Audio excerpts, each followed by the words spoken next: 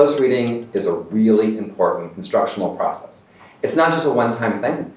It has to be used often enough that students develop the habit of reading closely.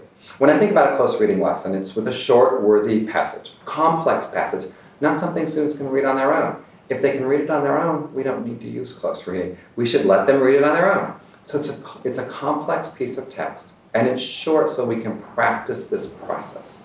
We ask kids to annotate in some ways. We ask them to interact with the text, and maybe it's directly on the text, or maybe it's in notes, or maybe it's with stickies, but somehow they're working directly on a text through some sort of annotation or note-taking process. And we use questions to guide their thinking from more literal levels of thinking, which is okay. Kids are allowed to think literally about a text.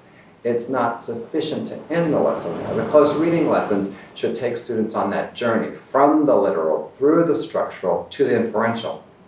Close reading is not a once and done reading. You don't read something once and then totally get it in a close reading lesson. When texts are complex, they require rereading, going back and mining that text for evidence, looking for what the author's saying. How does that square with what you're thinking? How does that respond to a question you had or that someone else posed, someone in your group or one of the teachers posed? How you think through those complex texts to get to the point where you're ready to produce something on your own. I like to say that the text we choose for close reading should inspire our readers.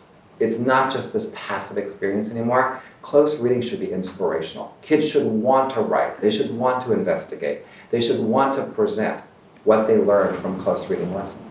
There's a strong connection between the close reading that students do and the subsequent writing that they do, because those close reading lessons should provide sufficient information and inspiration so they go forward and do something afterwards.